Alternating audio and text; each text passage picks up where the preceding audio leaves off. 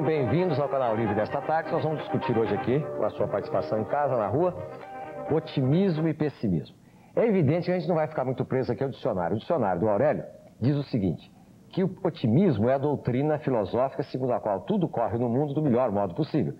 Tudo vai bem. Atitude em face dos problemas humanos ou sociais que consiste em considerá-los passíveis de uma solução global positiva, do que resulta em gerar uma posição ativa e confiante. O pessimismo, segundo o mesmo dicionário, é uma disposição de espírito que leva o indivíduo a encarar tudo pelo lado negativo, a esperar tudo de pior, doutrina segundo a qual o mal predomina sobre o bem, valendo mais não ser do que ser. Por exemplo, o que é uma página de jornal? Aqui está, por exemplo, que nós vamos falar aqui se os jornais são pessimistas. Esse aqui é o Jornal da Tarde da sua edição de hoje. Então aqui fala que a Sena vai pagar um bolão de 40 mil, o supermercado não está mais barato, no PT temporada de caça à convergência, notícia política, e aqui fala que nós temos uma ministra da Economia, que é a dona Zélia, que está aqui. Aqui está o Gorbachev, aqui, Lituânia, e aqui está o herói. Aqui está o nosso futuro presidente, Collor de Mello, que faz um Cooper na floresta do castelo d'Artigny, onde se hospeda a 200 quilômetros de Paris. Ele sai lá do d'Artigny, que deve ter um oxigênio maravilhoso, para a poluição do Brasil. Aliás, nós tivemos um programa aqui essa semana em que um técnico dizia o seguinte, que correr, fazer Cooper aí com esse monóxido de carbono, isso é pior do que o negócio do cara que vai de Ibirapuera, os negros aí de mulher de 29, 30, começa a aparecer a coisa, a mulher vai lá de manhã, diz que homens de 39, 40 começam a entrar na fase de mudança, aí resolve correr lá no Ibirapuera, né? Esse negócio de correr aqui não. Mas, evidentemente, o presidente está otimista aqui, hein? Ele está otimista. De qualquer forma, nós estamos vivendo uma época em que esse otimismo pode ser avaliado. Vamos ter um novo governo eleito pelo povo, né? As atenções do Brasil se voltam para isso. Qual é a nossa posição perante isso? Nós somos um povo otimista, somos um povo pessimista, é bom, é ruim? Para discutir esse assunto, nós trouxemos aqui gente bonita e inteligente. À minha direita está o Dr. Jorge Cunha Lima, escritor e empresário, dono da agência de publicidade ADEX, depois eu vou falar sobre isso. Ex-secretário da Cultura do governo Montoro, ex-presidente da Fundação Casper Libro. A Lilian Mello Bomeni, que é empresária do ramo de turismo e hotelaria em Búzios, né? Não tem nenhum motivo para ser pessimista. Ela mora em Búzios, pô, né? Ela mora lá na Cabana Búzios Empreendimentos Turísticos Limitada. Né? Tem nenhum motivo. A doutora Terezinha Tomé Batista, que é psicóloga e que vai analisar a gente aqui, né, essas posições. O Caio Fernando de Abreu, que é escritor, que também tem uma posição sobre o assunto. O doutor Enéas Ferreira Carneiro, que está aí montando um partido político, está expandindo no processo de expansão. Os senhores o conhecem muito bem, é cardiologista, professor de eletrocardiografia no Rio e aqui em São Paulo. E ex-candidato à presidência da República. E a Virgínia Novick, que é modelo, e que faz um grande sucesso aí na televisão, fazendo os anúncios, uma campanha, uma sequência com estilo todo próprio das lojas Marisa do meu amigo Bernardo. Pois bem, isso colocado, o Dr. Jorge Cunha Lima diz que ele é otimista. Ele diz assim, eu sou otimista porque a vida é... Não fica nenhum, o Jorge é muito mais bonito que eu. Sou otimista porque a vida é ótima, a situação econômica ruim do país pode ser atribuída a pessimistas que especulam e ganham dinheiro com isso. Agora vamos ver aqui a minha amiga Lília, lá de Búzios. Ela diz, eu acredito que o povo está muito pessimista porque ele não tem conhecimento do que pode acontecer, apesar do brasileiro tem como característica o otimismo. Eu, como empresária, diz a Lília, acredito que a situação financeira do país tende a melhorar com o decorrer dos meses.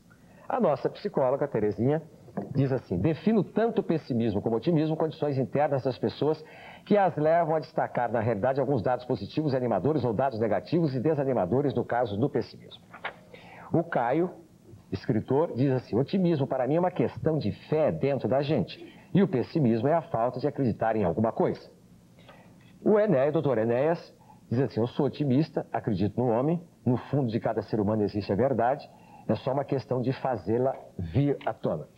A Virgínia diz, nós somos o que pensamos. Se você pensa positivo, as coisas boas acontecem. A Marta já está, a minha, esperando lá? Tá bom. Então, esta é uma posição rápida, bem curtinha, bem condensadinha de cada um aqui, porque partir para analisar o problema lá, dos outros aspectos do problema. Por exemplo, os brasileiros são otimistas ou pessimistas? Uma questão que nós vamos levantar aqui. A família, segundo uma pesquisa que foi feita agora, tem uma imagem negativa para os brasileiros. Por que isso? A família nossa aqui. O jornal pode ser considerado um veículo pessimista. Tem gente que diz que lê jornal. Eu conheci uma pessoa em São Paulo, não vou falar porque eu quero falar pouco hoje. O sujeito aqui em São Paulo começou a ficar rico o dia que ele fez o seguinte. Ele falou, eu vou só especular aonde o governo fizer melhoria. Então ele ficava de olho na prefeitura do governo. Abriu uma estrada ali, ele ia comprar um terreno, fazia um loteamentozinho e não lia jornal. Ficou rico. Diz que o jornal atrapalhava, não sei. Não estou dizendo que a pessoa não deva ler jornal. Eu acho que o jornal é um instrumento de urbanização, de civilidade. Mas não, vamos discutir isso aqui. Religião. A religião é pessimista ou otimista? A religião católica, cristã, espírita. Os jovens são otimistas por natureza? A gente é otimista quando é jovem? São alguns dos temas que nós vamos discutir aqui. A minha musa vespertina, Marta Morozinho, queimada de sol, faceira e redonda, está com o povo na rua. Você é otimista ou pessimista, Martinha? Otimista, Ney. E olha só, que dia que a gente tem hoje para esse programa. 32 graus aqui no centro da cidade e as pessoas alegres, sorridentes, até todo mundo animado porque o prêmio da Loto está acumulado, todo mundo já apostou, já comprou bilhete. O senhor já apostou? Tranquilo, e pretendo ganhar. Ganhando ou não ganhando, sou sempre otimista. Vou um dia beliscar para viver na vida melhor, né? É, né? E você é otimista? Eu não sou otimista. Não, e todo mundo falando que jovem é otimista? Não, eu não sou otimista pela seguinte questão. Eu tenho 15 anos, certo? Politicamente eu não sou otimista. Eu não sei quando que... Eu não tenho ideia quando que o Brasil vai melhorar, entendeu? Eu não sei, eu não levo fé, não boto fé. E no amor, assim, quando você paquera, pelo menos você é otimista que a garota vai dar bola? Aí em certos casos sim, em outros casos não. E você é otimista? Sou otimista. Acha que o povo brasileiro é otimista? É, a maioria são, né? E você também é otimista? Ah, eu sou sim, sempre fui, sempre você. E o meu maior otimismo nos últimos tempos é o novo governo aí, tô botando uma fé nele. Ele vai mudar muita coisa. Na circunstância que nosso país se encontra, todo mundo tá proibido de ser pessimista. Tem que ser otimista com ele, vai mudar muita coisa. Tá tudo errado e vai melhorar, eu tenho certeza. Nossa, que legal. Vamos voltar pro estúdio, Ney? Gostei muito das entrevistas. Esse menino de 15 anos está se envolvido fisicamente e politicamente, tá bom. Agora, tem uma coisa curiosa aqui. A última entrevista que você fez aí cabe exatamente dentro de uma pesquisa que eu tenho aqui. Apesar de estarmos atravessando um momento de crise atualmente no Brasil, o povo brasileiro demonstra otimismo e esperança sempre que se fala em mudanças. Então, está batendo aqui. A partir desse instante, eu silencio e vou aprender com os senhores, senhoras e senhoritas. Eu vou começar aqui com o Jorge, e todo mundo pode apartear o Jorge a hora que quiser, tá vendo? E a pergunta básica é a seguinte: os brasileiros, historicamente, culturalmente, como dizem os economistas, estruturalmente, conjunturalmente, os brasileiros são otimistas ou pessimistas? Eu acho que o brasileiro é delirantemente otimista, porque aguentar o foguete que o brasileiro aguenta e renovar as esperanças toda vez que a conjuntura possibilita. Você passa uma tremenda de uma ditadura, uma tremenda de uma dificuldade, vem uma campanha das diretas, o povo se engaja com um otimismo fantástico. Você tem as frustrações da abertura, não sei o quê, vem uma eleição, o povo se engaja. Ninguém pode dizer que essa eleição não foi um espetáculo fantástico de civismo, entende? No sentido do engajamento popular, até criança estava fazendo campanha. Então, é um povo incorrigivelmente otimista. Agora, esse otimismo social vem muito da conjuntura que é oferecida a esse povo.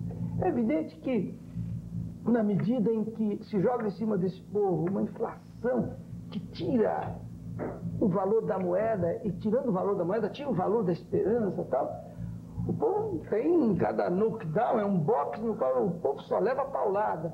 E, no entanto, qualquer portinha que se abra, qualquer esperança que se abra, a fé que é intrínseca do povo, como dizia o Caio, essa fé que está vendo, o povo se revela otimista. Então, o que eu acho é que, realmente, se transformar esse otimismo do povo brasileiro numa potencialidade, num engajamento real nos meios de produção, na participação da renda desse país, na participação das decisões, esse otimismo vai virar um fenômeno político irresistível. Se não, esse otimismo pode virar ódio. E se virar ódio, esse ódio pode causar alguns dissabores, entende? Na estrutura desse país. Então eu acho que nós estamos ainda em tempo. Remember cruzado. Vocês viram alguma coisa igual à participação popular no cruzado, na defesa da moeda, na defesa desse país como o cruzado? É muito raro uma coisa como aquela. E o povo ali foi desiludido porque razões políticas impediram que o cruzado fosse tratado como um fenômeno econômico sério, entende? O cruzado foi violentado não pela falta de otimismo do povo, o cruzado foi violentado pela falta de competência política do governo.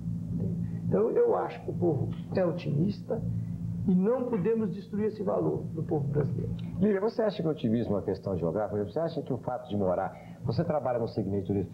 Eu faço todas as apresentações nos últimos 10 anos da ABAV. A ABAV é a Associação Nacional dos Agentes de Viagem do Brasil. Eles fazem um congresso anual em cada capital do Brasil, que no mínimo junta 4, 5, 6 mil pessoas ligadas ao setor. Eu nunca vi uma gente tão alegre, tão otimista como o pessoal do turismo. É verdade. Bom, de princípio, daí eu não moro em Búzios, eu moro aqui em São Paulo. E realmente eu tenho, se eu estou em Búzios e quando posso estou sempre lá. Que aliás, como você falou, é um lugar maravilhoso, a gente fica mesmo com um astral muito bom. Eu não sei por que nós do turismo realmente somos alegres. Nós somos alegres porque acreditamos e vendemos alegria. Porque todo mundo que vai viajar, viaja com alegria. Então é uma forma, o pessoal já se prepara, já se vai com família, se não vai, se é o executivo que está indo, ele sempre está vai fazer negócio, ele sempre está com uma expectativa, um otimismo. Que a felicidade vai encontrar felicidade lá. Então, eu acho que é isso aí que gera na gente, apesar de ser difícil, porque nós vivemos duramente com a concorrência, com uma série de coisas, mas eu acredito realmente que é uma forma, eu acho que é isso que dá essa alegria pra gente, é vender justamente a felicidade, o otimismo e a esperança. Isso, eles não têm queixa, porque eu tenho informações que não tem mais avião para o exterior, passagem de aviões até o mês de março. Tá? Isso aí é um segmento da sociedade rica, que ganha na especulação ou não. Mas eu tenho informação também que no Nordeste para cá não tem mais passagem nos próximos 2, 3 meses. Né? Verdade. De qualquer forma, as pessoas, os mais variados segmentos, mas isso também não é um dado para a gente dizer assim, porque está todo mundo viajando, está tudo bem, porque não está todo mundo viajando também, né? Deve estar bem para quem está viajando. Doutor Enéas, esse negócio de otimismo e pessimismo, isso afeta o coração do homem? Veja. Então vamos fazer o seguinte, vamos relaxar agora, tomar uma água, nós voltamos daqui a pouco em close com o doutor Enéas. Nós estamos conversando sobre pessimismo e otimismo e sobre o povo brasileiro. Os brasileiros são otimistas ou pessimistas? A palavra estava com o doutor Enéas. O hábito de andar por agora, não perdi, desde o período dos 15 segundos. O que eu queria dizer, assim, de modo bem simples, é o seguinte, já a pergunta ilustre aí que este programa, doutor Enéas, seja um prenúncio do seu futuro político com mais tempo e com mais voto. Ou seja, aqui o senhor vai ter mais de 30 segundos. Amanhã o seu partido vai ter mais diretórios. Na próxima eleição o senhor vai ter mais votos. Obrigado, senhor. Se bem que eu repito o que disse desde o início, eu não sou candidato a nada nos próximos 5 anos. Eu mantenho isso, por favor. Bem claro. É sobre otimismo. Qualquer pessoa que estuda um pouquinho, que se preocupa com ciência no nosso mundo, qualquer pessoa, e aqui é uma pessoa do lado, que é doutora em psicologia, percebe o seguinte: a natureza é extraordinariamente bem feita. Existe uma ordem em tudo que a gente vê.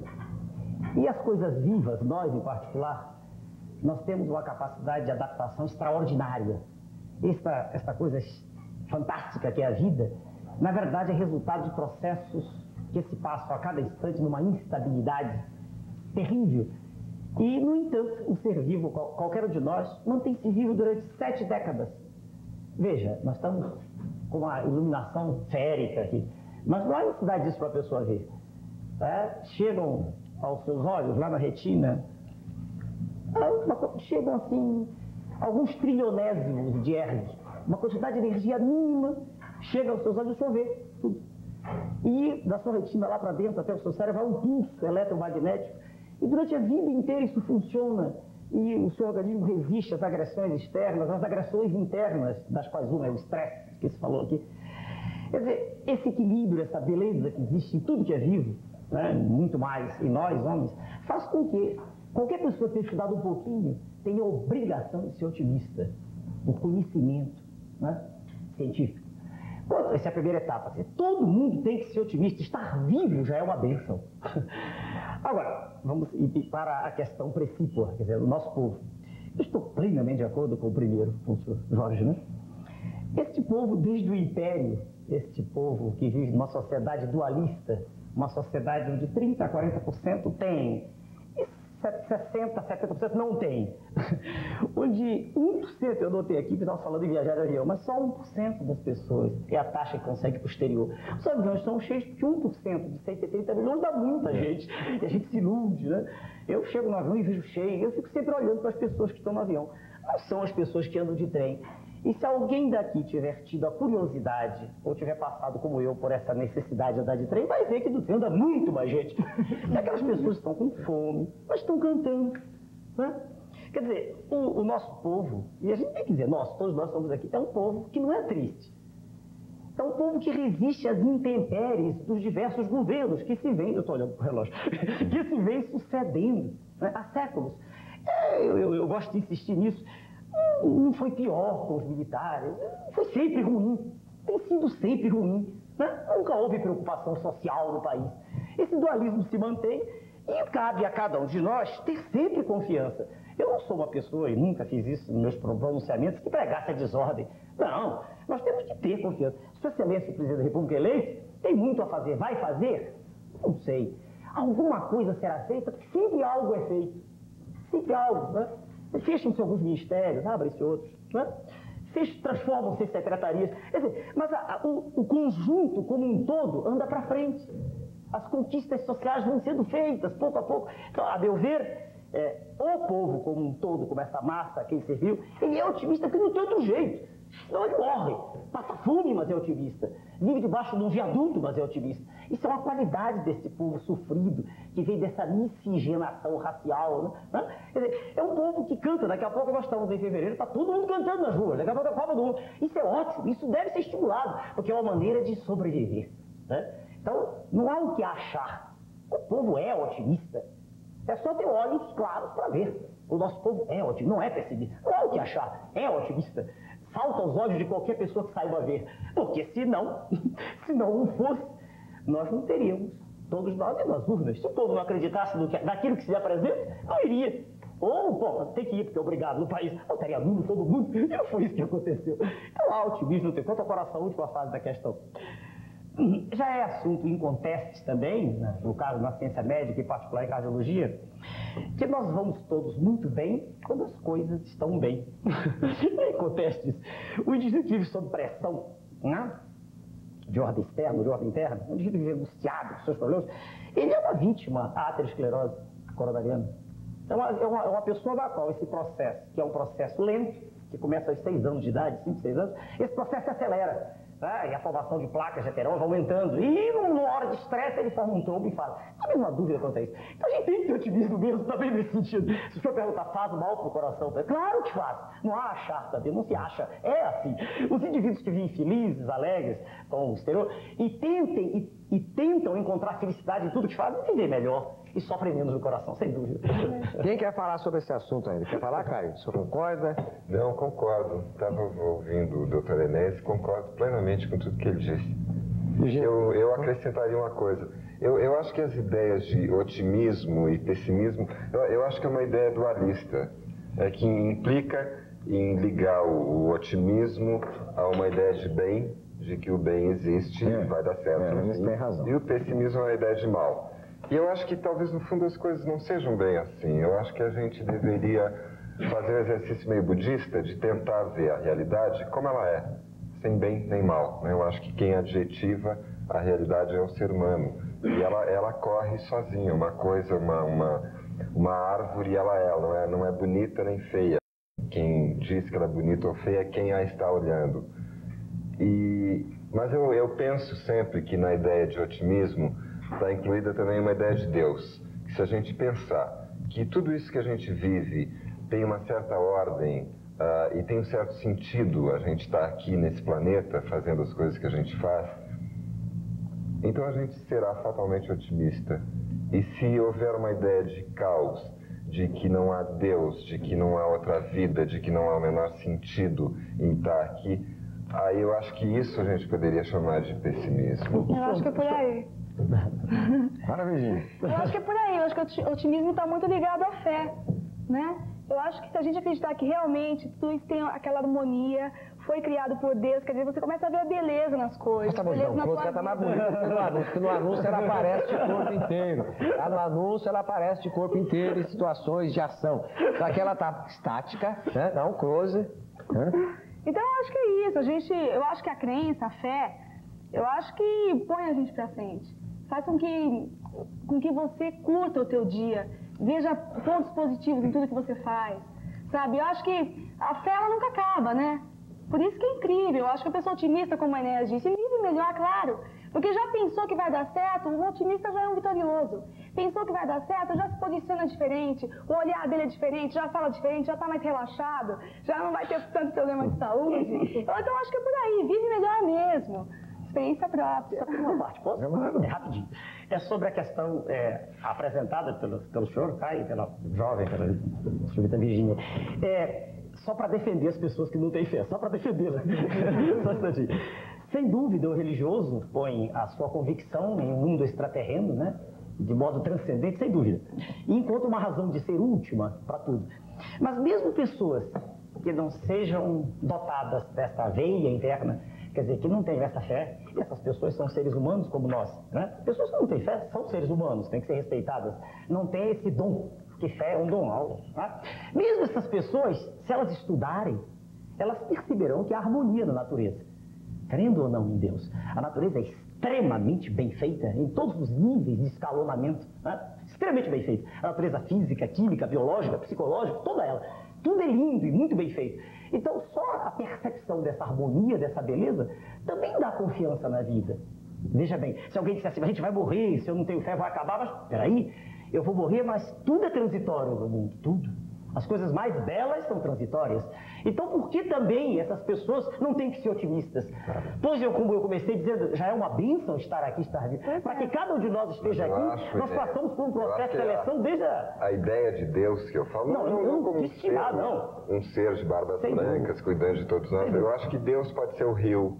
Pode ser a árvore, pode ser a as energias, eu acho que é energia nossa. Eu só quis dizer que o antropomorfismo, né, no caso de Deus, não é fundamental para isso. Não é. É porque é preciso ter muitas pessoas, a população inteira nos ouve. Eu acho que o otimista é aquele ser humano que tem olhos para ver esse tipo de coisa. O olhar para o exterior, o olhar para si mesmo dignifica, né? Sim. Mostra que nós somos um pedaço do universo que tem consciência de si mesmo. Só isso já é uma bênção. Nós somos diferentes da matéria inanimada, né? E dos primos irmãos da escala filogenética também.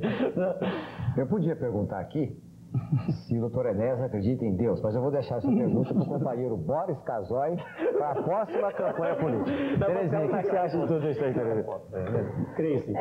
Eu queria dar uma parte no que o Caio comentou, né? Acho que a gente deve cuidar mesmo para não se entrar ou otimista ou pessimista, né? Mas, do meu ponto de vista, eu penso assim, quer dizer, cada ser humano olha a realidade e como você comentou mesmo, né?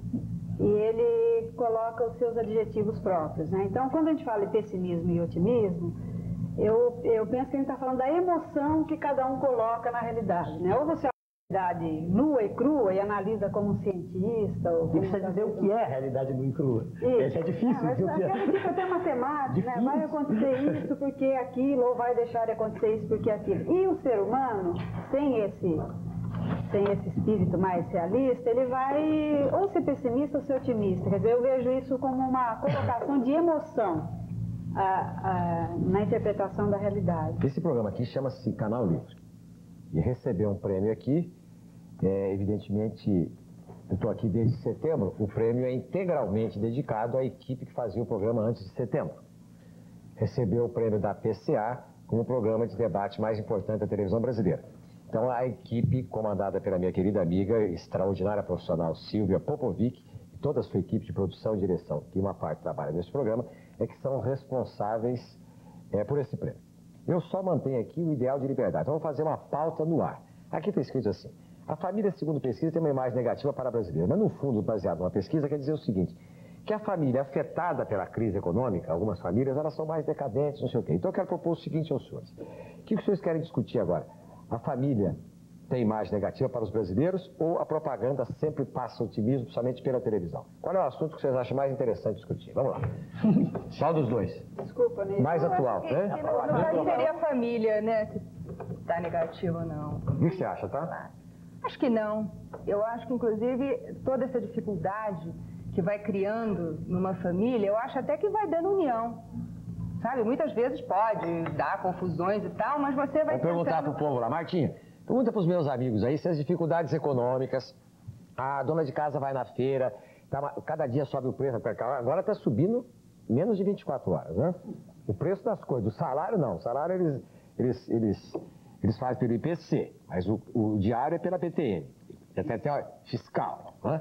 Então, anuidade escolar, a família de um modo geral, as pessoas acham que a crise, as dificuldades unem mais as pessoas dentro do lar da família ou provocam cisões, separações, distúrbios. Martinha?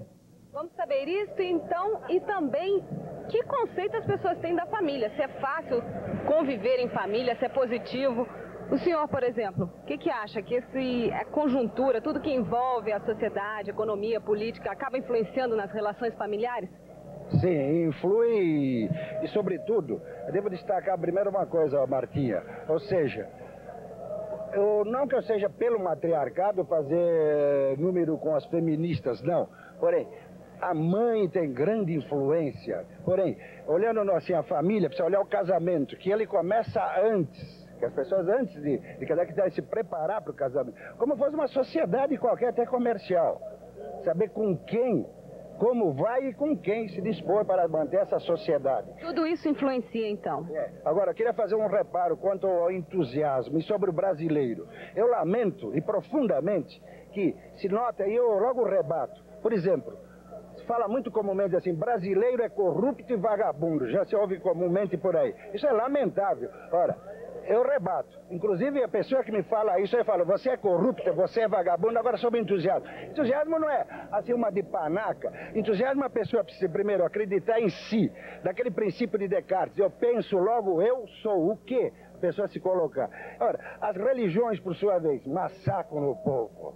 Fazem um Deus punitivo. Mas assim o senhor vai falar do programa inteiro, né? Vamos deixar, então... Um abraço, Ney, parabéns ao Canal Livre. Aliás, todos os canais deviam ter um canal livre, parabéns. Ok, muito obrigado. Vamos conversar com esse senhor aqui, voltando um pouquinho para o assunto de família. Você acha que tudo que acontece economicamente, politicamente, acaba influenciando nas relações familiares? Com certeza, porque é do salário que se vive, né? E você acredita nessa coisa da família instituída, feliz, alegre? Para alguns sim, né? Para quem tem esse privilégio de ter tudo nas mãos para ser família alegre, mas infelizmente a maioria vive um pouco deprimida. A senhora acha também que é muito difícil assim a pessoa ser otimista dentro de uma família, ser feliz? Ser feliz, se ela tiver fé em Deus, em primeiro lugar, tiver uma firmeza firme de ter as coisas para alimentação e que os filhos estão sendo educados, não? E que tem um salário competente para adquirir o que a gente precisa, existe felicidade. Eu acho que a primeira coisa é isso, né? Primeiro em cima. Primeira tem que ter uma coisa. E ter amor ao próximo, né? Tá ok, muito obrigada então. Ney. Perfeito, Martina. Vamos voltar com a família, com a televisão. Aí a dona Virgínia vai falar que ela é uma agente do otimismo, né? Uma agente ativa do otimismo. Vamos voltar no próximo bloco.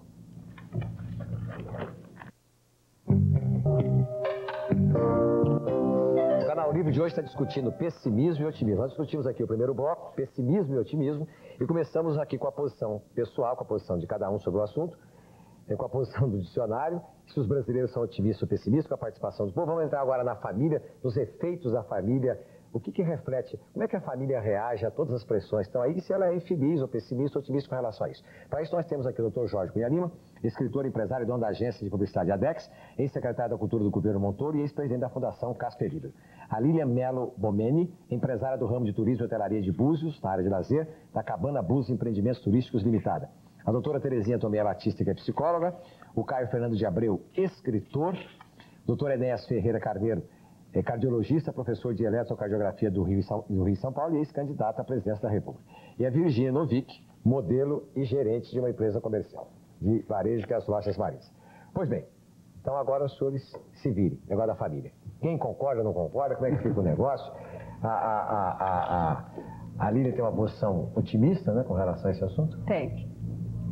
Eu acho que, por um lado, pode dar problemas, mas eu acho que quando já está também tudo desestruturado, porque do momento que as pessoas têm problemas, a tendência é se unir, sabe? Eu acho que as pessoas começam a procurar um caminho, começam a trabalhar mais, ou começam a se dedicar mais, ou começam do lado... Pode ter problemas, agora eu acho que do lado dos jovens, por exemplo, está existindo uma união maior, porque a dificuldade está maior, então está existindo uma maior união. Quer dizer, antigamente as pessoas não pensavam em se unir, em casar, hoje em dia já estão pensando em casar, já estão pensando em se unir. O que você acha disso, Virginia? Eu acho que sim, eu acho que talvez esse fato do casamento está mais em evidência, talvez por esse lance da AIDS, né? O pessoal está mais se unindo, não sei, porque eu acredito que infelizmente o ser humano está muito individualista, né? Então, isso é um fator tão negativo. Pois é, mas talvez não seja tanto... A AIDS, tudo bem, mas eu acho que justamente o poder aquisitivo bom, eu vou morar sozinho, mas se eu estou morando sozinho, por que eu não vou dividir com a pessoa que eu gosto? Então, nós dois vamos viver juntos, vamos trabalhar, vamos dois dividir. Eu acho que isso talvez esteja unindo um pouco mais, porque antigamente é o que você fala. As pessoas estavam muito individuais, cada um na sua, ninguém quer nada, ninguém quer compromisso, ninguém quer assumir nada, né? Acho que hoje...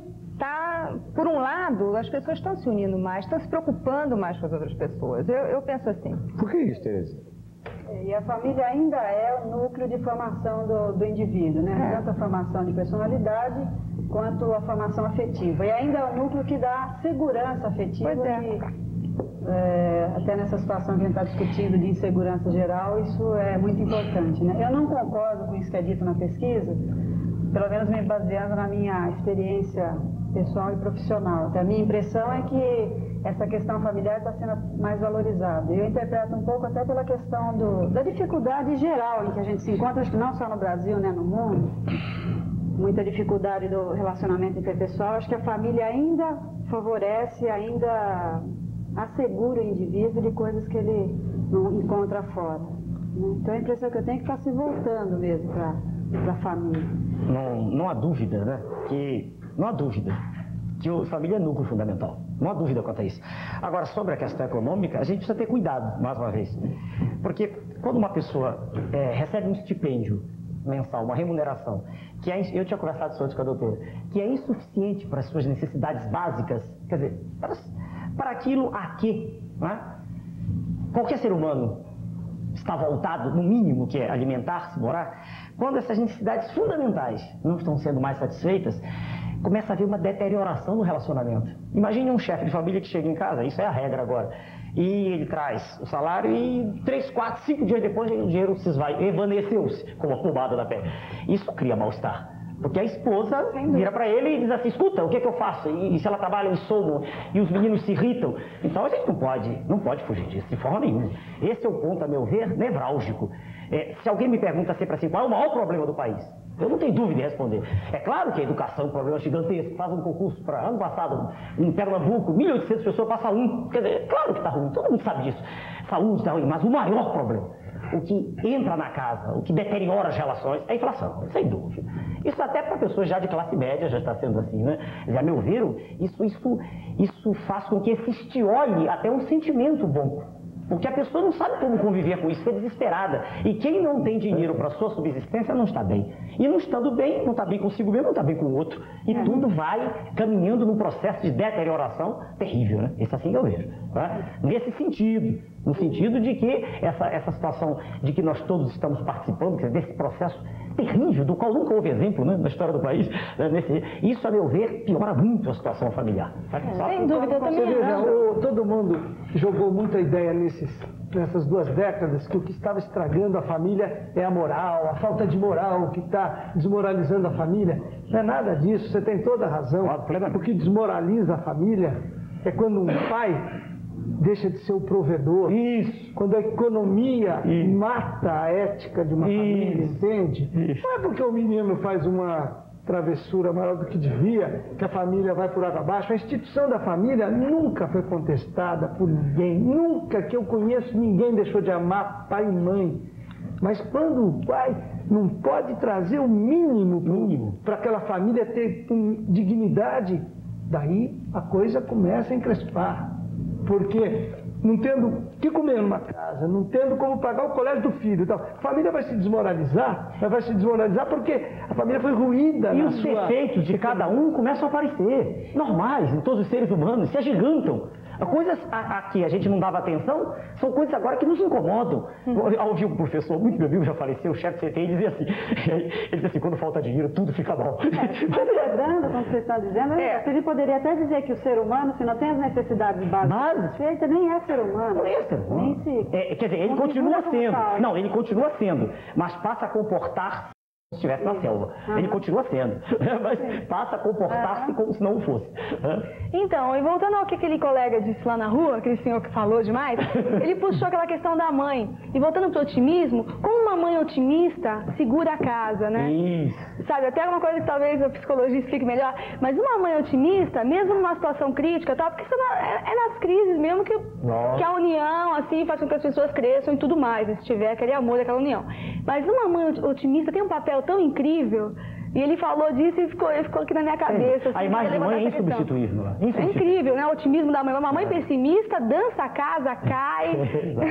O escritor necessariamente tem que ser pessimista? O escritor o quê?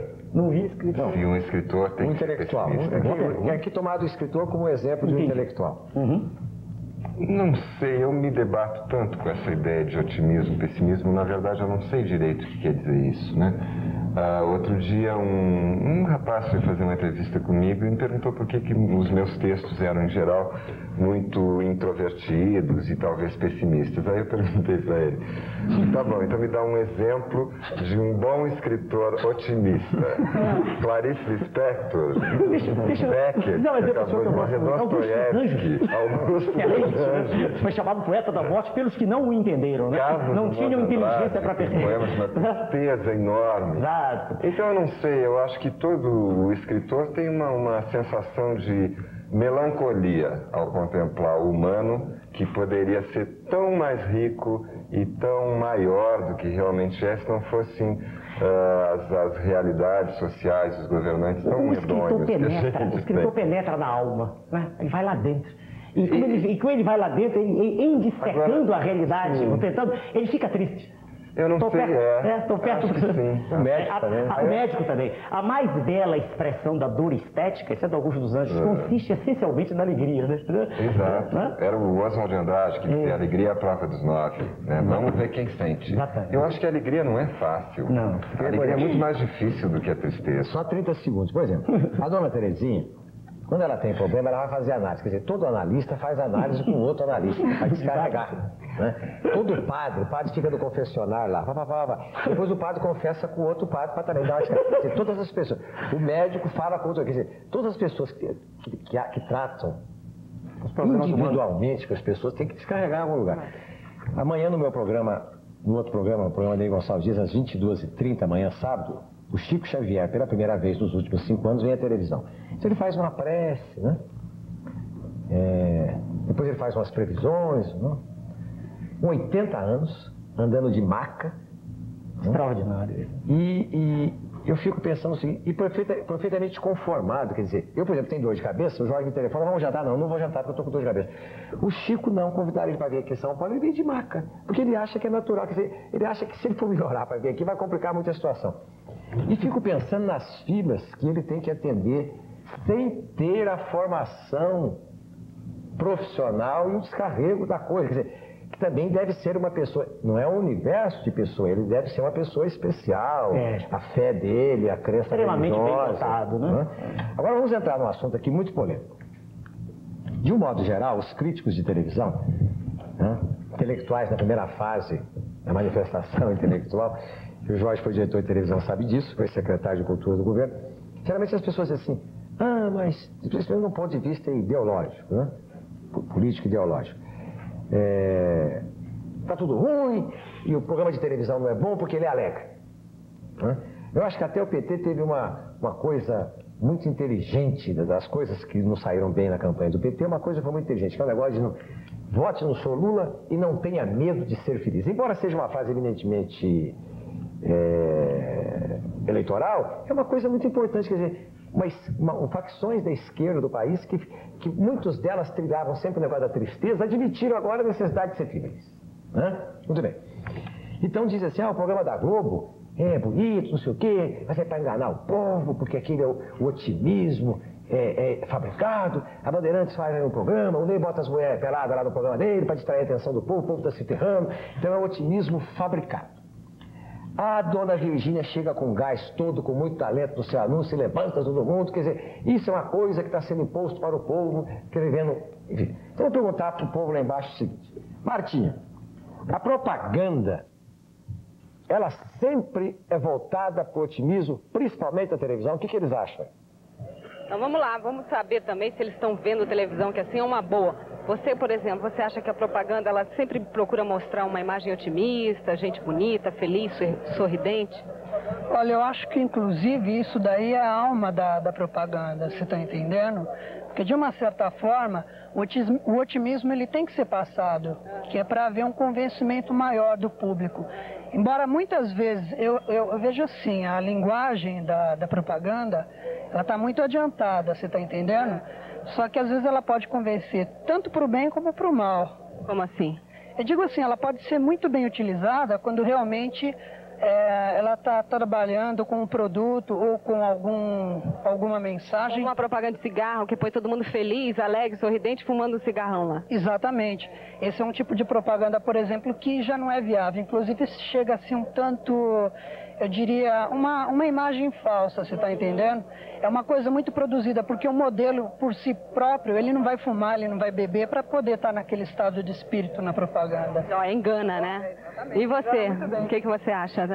Eu tenho um pouco as palavras dele. Eu acho que a propaganda é otimista, né? Mas também tem o lado ao contrário também, nesse termo assim de querer incentivar, tá mostrando uma coisa e depois... Mas você gosta de ver propaganda com gente bonita, sorridente, tomando sol, jogando água assim naquele calor? Ah, é legal. A gente se diverte. Tem uma propaganda ali que a gente até... Se mostrasse o cara sem dinheiro, você já não ia comprar o produto também, né? Já não ia mesmo. Não ia mesmo. Agora eu vou te dar um exemplo, Ney, de otimismo, sabe? De o que é otimismo? O que é uma pessoa otimista e convicta? O Geraldo, ele tem 36 anos, ele era piloto de teste de carro e há 5 anos ele sofreu um acidente, não num teste de carro, mas numa moto. Ele estava andando numa moto e bateu num carro que estava parado.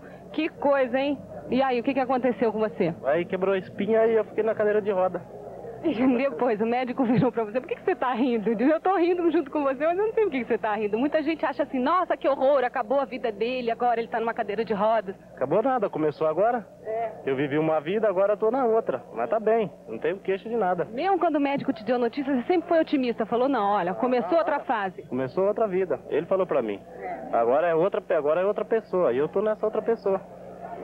Você acha que otimismo a pessoa aprende, ou você já, desde que nasceu, você já foi assim, já teve uma visão otimista das coisas? Eu acho que aprende, né? Cada fato você vai aprendendo as coisas. Eu aprendi. E tô aqui. É jóia, Geraldo. Muito obrigado. Ney? Muito bom. É por isso que eu falei o negócio do Chico Xavier aqui, que é exatamente esse o exemplo que eu queria dar, que eu não consegui lucidez para verbalizar. Quer dizer, o Chico está com 80 anos, veio carregado para São Paulo numa maca, enfrentou aqui umas 10 horas de solenidade, né? Não se nega a receber 400, 500 pessoas que vão procurar, que chega lá, eu quero saber a mensagem. Quer dizer, todo mundo que procura o Chico Xavier, ninguém vai dar um chocolate para ele. Vai lá porque está desesperado, já foi tudo quanto é lugar. E ele é capaz de atender a pessoa mesmo com os seus problemas. Quer dizer, ele não consegue andar direito, não consegue andar. Tem problema de coração, tem problema de vista, tem problema de tudo. O Chico Xavier tem problema de tudo.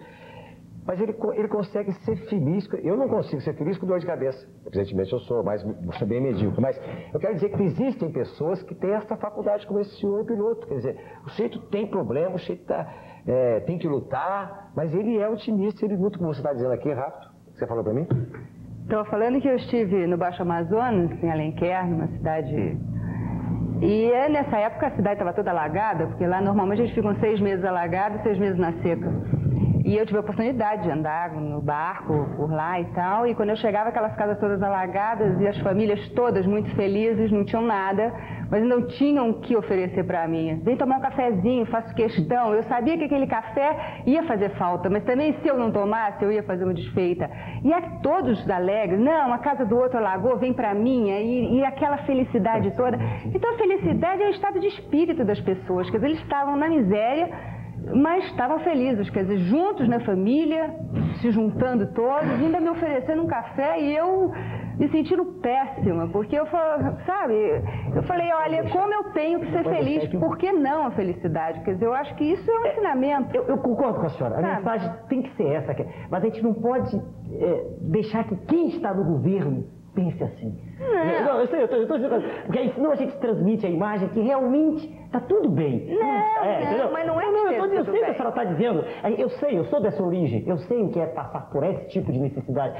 Mas e isso é bonito, essa solidariedade. Inclusive, as pessoas sabem dividir quando acontece eu sei isso. E quando a pessoa está bem, ela não sabe dividir. Agora, quando a pessoa está mal, ela divide. Porque se tem numa caça, eles pegam um veado, aí traz esse veado e divide entre todos os outros que estão ali. Quer dizer, eles não comem sozinhos. Eles também são miseráveis e eles dividem. Então, a solidariedade é uma coisa incrível. Mas só a gente indo nesses lugares, saindo de onde a gente vive, que tem miséria, mas a miséria perto da miséria lá é menor. Quer dizer, então sempre tem um caso pior do que aquele que está se vivendo.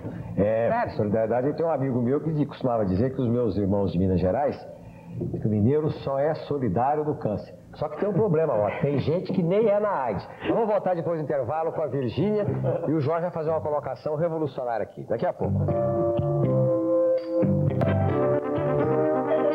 Virgínia, você trabalha nas lojas Marisa. Você já trabalhava lá, não é isso? Não. Onde você nasceu? Onde eu nasci? Em São Paulo. São Paulo, capital. Aí? Não, eu era modelo, fui para a Europa, fiz curso de artes, decidi ser atriz, bailarina, bom, vou fazer artes.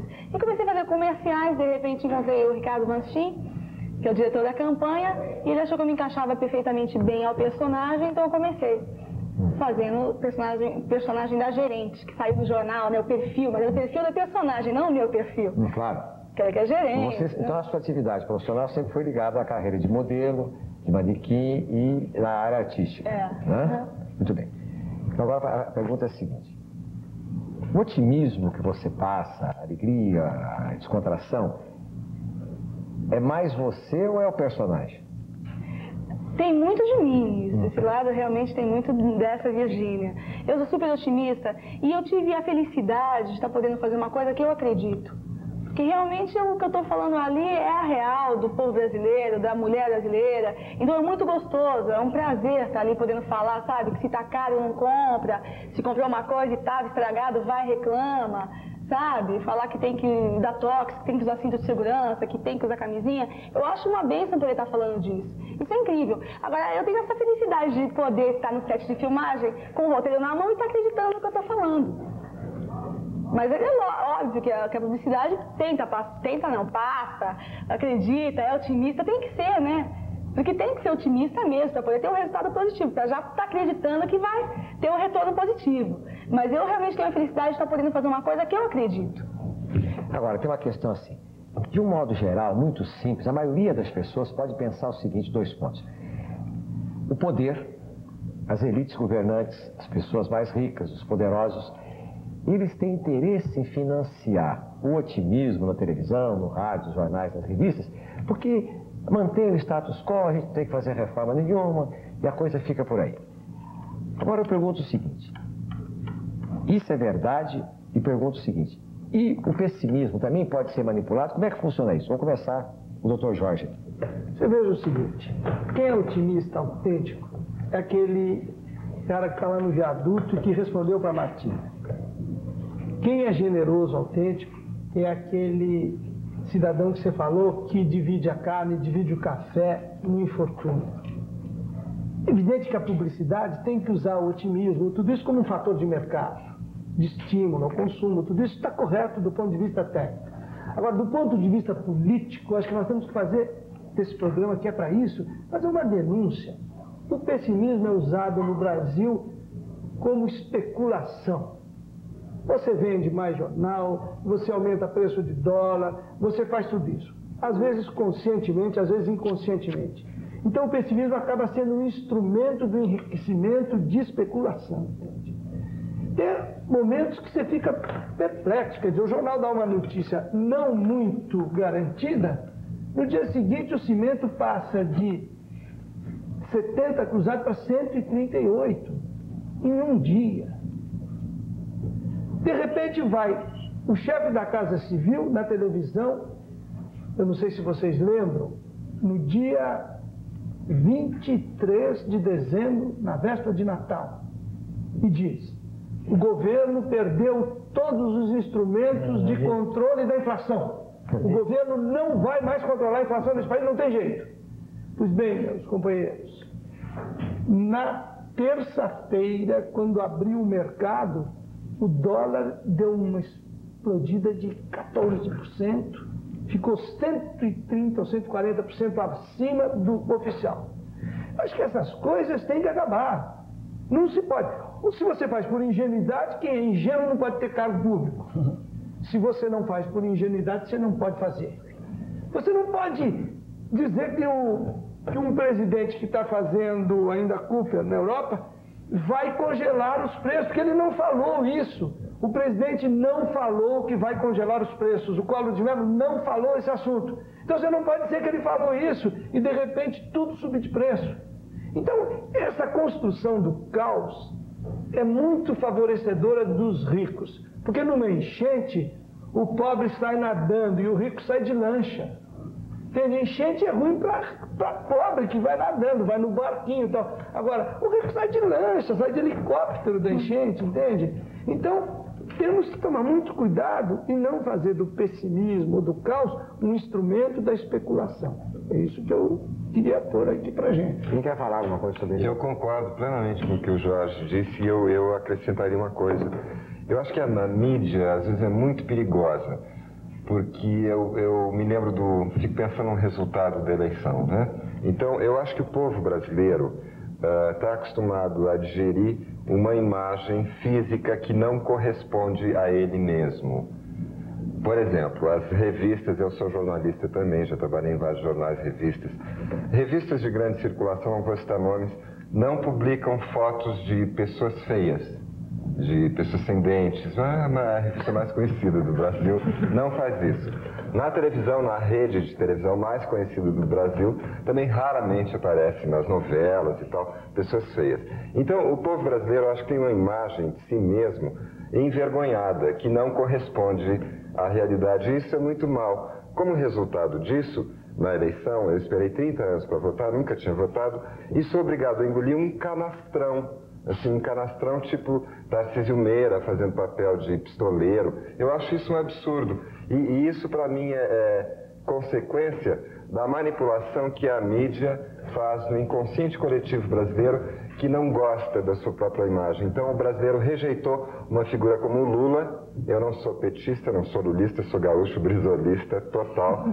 Mas eu acho que o brasileiro rejeitou o Lula, que era a pessoa que mais se aproximava dele fisicamente, pela origem humilde, por toda a história de luta dele, e deu nisso. Quer dizer, o cara agora é eleito, não gosto nem de dizer o nome dele, e vai comer em Paris, vai para Brasília, não sei o quê, vai se hospedar em castelo, vai fazer Cooper. E eu acho que o brasileiro, no fundo, o brasileiro médio-baixo, fica achando isso bárbaro, porque mantém aquela imagem de príncipe, o poderoso, que não está sabendo dos problemas reais do país. A questão é extremamente complexa. Inclusive, eu não fico muito à vontade porque eu participei do processo, não como cidadão comum, mas estando lá dentro. Né? O senhor está bem a par de todos. Está difícil. Eu tenho muita dificuldade de manifestar sobre isso, porque a conversa muda um pouco de fulcro, né? Então, foi o seguinte, eu vou colocar uma outra questão aqui agora. Não é meio perigoso os senhores estarem aqui o tempo todo e o povo lá na rua admitindo que nós somos estruturalmente, necessariamente otimistas e que para nós... E não é um pouco perigoso também isso? O cara sentar lá no Palácio do Bandeirante aqui do lado, a prefeita sentar na cadeira dela e o outro sentar em Brasília e dizer assim: não, mas eles são otimistas, deixa o pau comer, deixa a coisa contar. Plenamente de acordo com a pergunta. Posso responder? Quando o senhor, através da sua assessoria, fez o convite, eu pensei muito nisso. E falei com uma assessora sua sobre se eu podia transmitir exatamente o que eu penso. Ela disse: não, o senhor está à vontade. Eu entendo otimismo no sentido de cada um, quer dizer, cada um de nós, foi como eu comecei, foi a postulação minha inicial, cada um de nós, cada indivíduo como cidadão, tentar cumprir o seu dever de modo absolutamente independente do governo. A meu ver, como cidadão que sempre fui, o povo sobrevive ao governo. né? Para ser bem claro, contundente, nós não temos, há muito tempo, uma estrutura político-administrativa preocupada com o povo. Não. Nós temos um grupo de indivíduos, né, ligados em um processo que já é anacrônico e que insistem em dizer que isso é política, indivíduos extremamente mal dotados pela natureza e mal preparados, né? E o povo ouve como se... Eu de vez em quando vi isso, quando me lancei do processo. E, aliás, um cidadão que é médico, em Mato Grosso do Sul, disse há pouco, Jesus, o senhor é professor de cardiologia, o senhor é homem sério, não se meta nisso. Meu Deus! Então política tem que ser para quem é analfabeto? Tem que ser para quem vive hipócritamente apertando a mão dos outros? Eu não penso assim. Veja bem. Então, para responder com clareza, eu sou otimista no sentido de dizer que cada cidadão não sai quebrando o trem, não sai assaltando, porque ele não vai resolver nada com isso. E aí eu sou radicalmente contra a esquerda brasileira, semi-analfabeta, mal preparada. E tanto mal preparada que não consegue chegar ao poder com toda a força de que dispõe aí. Ninguém pode negar aqui a galvanização que foi esse processo agora. Quem vai negar isso? E, no entanto, perdeu mais uma vez. Mas, a meu ver, não é quebrando. Vamos nos lembrar do que houve nos últimos tempos, no Rio de Janeiro, todo mundo sabe. Quebraram-se, eu não me lembro o número exato, mas quebraram-se alguns ônibus. O senhor jornalista está com o melhor, eu lembro daquilo. Queimaram-se ônibus. Isso é uma demonstração de desespero do povo. Por outro lado, esse vandalismo não leva a nada, não constrói nada. Assaltar uma fábrica, assaltar um banco, eu entendo até que o sujeito faça por desespero, mas eu não aceito e nunca aceitarei que nenhum partido político possa estar de acordo com isso. Eu não aceito isso. Eu sou um pregador da ordem, da disciplina, do respeito. Essa é a minha tese. Se o senhor disser, está certo que está aí, não. Eu sou, e sempre disse, Deus pronunciar agora, eu falei que ia ficar sério de novo. Nós estávamos falando de coisas amenas. Eu sou radicalmente contra esse modelo, um modelo que faz com que o que não presta do indivíduo venha à tona, né? E o que há de bom fique lá dentro. E agora a senhora é psicóloga, vamos juntos. O ser humano é uma mistura de anjo e demônio. O ser humano não é essencialmente bom nem essencialmente mal. É a educação que faz com que o que há de bom seja. E esse modelo que aí está, modelo político, de falsidade, de hipocrisia, de não compromisso com a verdade, modelo em que a gente vê Sua Excelência, com todo respeito, estou virando para a tela, Sua Excelência, o Presidente da República diz num debate, eu não tenho dinheiro, inclusive, para comprar aquele aparelho de som. E as pessoas votam. E para pagar essa viagem à Europa. E esse indivíduo logo, peraí, deixa eu terminar. Eu estou dizendo exatamente, esse indivíduo logo depois, eu não estou atacando Sua Excelência, eu estou dizendo que, infelizmente, Sua Excelência mentiu diante das câmeras, se não tem dinheiro para comprar, e depois gasta 300 mil dólares. Eu não estou dizendo que ele não deva gastar, ele pode gastar até $1 milhão. Que se eu tivesse $1 milhão, 2 milhões. Mas isso não é transmitir otimismo para ninguém. Não, isso é falso. Mas isso é falso. Isso é mentira. Não estou defendendo o outro também, porque eu também não gosto do mesmo jeito. O senhor conhece minha posição? Eu fui claro, eu não gosto do modelo que está. Eu não gosto de desordem, nada disso. Eu não gosto de mentira, de cinismo. Eu digo o que eu penso. Agora, então, diante desse quadro, vamos então ser pessimistas? Dizer para o nosso cidadão humilde, não, o senhor chegue na sua casa, toque fogo na casa. Não! O senhor largue seu trabalho. Não! Chegue na mesma hora do seu trabalho, chegue no horário, seja rígido, cumpra a sua obrigação, seja qual for. Lute e acredite que virão dias melhores. Essa é a minha mensagem.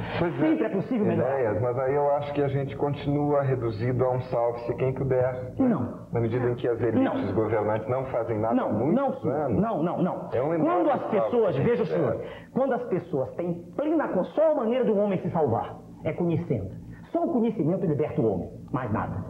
Na medida que uma pessoa estuda e tem consciência do mundo que a cerca, do mundo externo e do mundo interno, na medida que a pessoa tem uma ideia do universo em que ela vive, dos seus direitos e deveres, ela começa a viver melhor, ela respeita melhor seus semelhantes, ela fará melhor o seu trabalho e ela começará a perceber que é possível mudar o mundo em que ela vive. Essa é a minha mensagem. Eu concordo plenamente com você, mas eu acho que o governo tem que dar condições a essas pessoas. Foi o que eu disse agora, a gente não pode, a gente tem que esperar, mas não será que se o governo não der condições, o povo é que tem que dar condições. Assim você sabe que outro dia, que eu estou falando. Mas você veja, Enéas, outro dia eu tive com um cidadão que fez o roteiro do filme A Insustentável Leveza do Ser. E ele disse que teve com o Kundera há 6 meses atrás. E que o Kundera disse para ele o seguinte: olha, ô Carrière, vai levar 100 anos para mudar essa situação da Tchecoslováquia. Pois bem, o povo se uniu, quis mudar a situação. 6 meses depois, a previsão da insustentável leveza do ser era insustentável. O povo transformou pôs à sociedade. Então nós não podemos deixar só para que a decisão da nossa vida fique na mão dos governos. Você não acha que lá existe união? Você não acha que o nosso povo está precisando se unir? Claro. Você não acha que está todo mundo muito desunido? Claro. Eu acho que a questão aqui nosso tá certo, é um problema de governo, mas eu acho que é um problema do povo unido. Mas aí eu volto àquele ponto. Eu acho que é um povo hipnotizado por uma fatia da mídia e que não aceita a sua própria imagem. No momento em que ele não aceita a sua própria imagem, não pode se unir, porque ele despreza o que é ele mesmo. Não, vamos ver o negócio da gente, você colocou a mídia?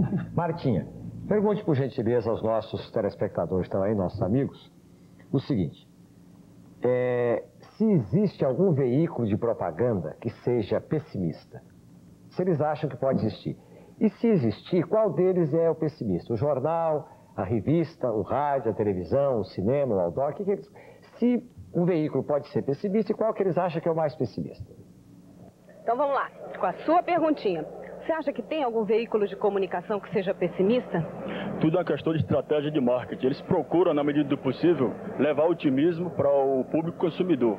Agora, em cada um reflete assim, dependendo da mensagem, otimismo ou negativismo. Você acha que o jornal ele noticia isento mais para o lado do otimismo ou mais para o lado do pessimismo? Bom, ele procura vender a matéria dele. Se a matéria negativa der dinheiro, ele explora a negativa. Igual um jornal que existe aqui na capital, que é de linha sensacionalista. E aquele que der uma matéria positiva, ele explora a parte positiva. O senhor concorda com ele? Eu concordo. Concordo sim. Nós vimos agora há poucos dias uma notícia. Ela é totalmente pessimista. Aliás, vem de encontro com aquilo que o povo brasileiro, ele pede que haja mais moralidade. É como esse juiz que ele diz claramente que permite que esses sequestradores do Diniz aí possam dar uma entrevista coletiva. Isso não existe na cabeça de ninguém. Isso, um brasileiro como eu, semi-analfabeto, que eu tenho só o curso primário, me dói profundamente. O brasileiro precisa se levantar e contra esse tipo de sensacionalismo. Ok. Então, obrigado. E o senhor, concorda? Concorda não, porque você não estava ouvindo, né? Acha que tem algum meio de comunicação que seja pessimista? Não, o que eu considero é que, infelizmente, todo o meio de comunicação ele é condicionado a determinados fatores. E aí sim ele se transforma em otimista ou não otimista, segundo os interesses de quem o está patrocinando. Nós não temos uma informação isenta. Ok, muito obrigado. Ney? Olha aqui, pessoal, é isso aí que vai salvar o Brasil. O pessoal está se urbanizando e politizando. Na grande imprensa existe uma fórmula para dar notícia, nos grandes jornais, né? Os editores acreditam que desgraça vende. Então, quando nós lemos um jornal, acabamos com a sensação de baixo astral, pois tudo parece uma sucessão interminável de desgraças e mais notícias. Há alguns meses atrás, a revista Imprensa publicou um artigo sobre até que ponto essa ótica da imprensa não ajuda a criar um clima pessimista. A manchete, segundo o editor de um dos grandes jornais do Rio de Janeiro, há uma grande teimosia da imprensa em tratar a notícia pelo lado da desgraça. A manchete ressalta sempre o lado mais negativo, como por exemplo, o Boeing cai e mata 300 pessoas nas Filipinas. Para ele, a notícia poderia ser dada de outro jeito, exatamente para reverter essa expectativa de pessimismo. Boeing cai nas Filipinas, 12 pessoas se salvam. Agora eu coloco uma outra questão. No Brasil hoje, pode ser que seja uma crítica vulgar, mas as pessoas falam isso a todo momento. No Brasil hoje, se alguém quer aparecer na capa de revista, tem 3 alternativas. Ou a mulher é bonita, tem boas formas e aparece pelada em algumas delas, ou tem AIDS e está garantido todas as capas, ou muda de sexo e garante pelo menos 60% das capas. Isso é normal, isso é da natureza humana. Vamos discutir no próximo bloco.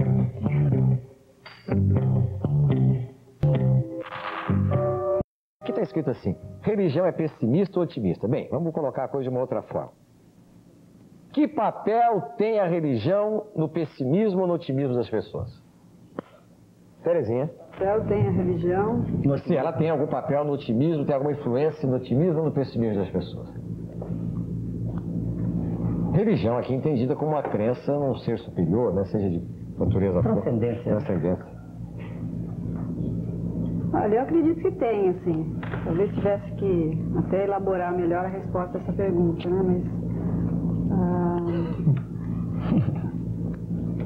porque já entra a religião é muito a minha especialidade, né? Mas vamos ver, como que é? Fala, já. Eu acho que aí precisa... Vamos desmistificar um pouco esse assunto, né? Eu acho que você tem dois caminhos de religiões. Se você pegar as religiões clássicas, pré-cristãs e não judaicas, a ideia era da gente se realizar neste mundo. Então a religião se confundia com os ideais de beleza, com os ideais de tudo isso. Então a religião era um passaporte para usufruir o mundo. Depois veio o cristianismo, o judaísmo e tal, e a religião ficou um passaporte para você usufruir o outro mundo. Exatamente. E daí, então, é muito perigosa. Eu sou religioso, eu sou católico, mas eu acho que precisa tomar cuidado com essa coisa.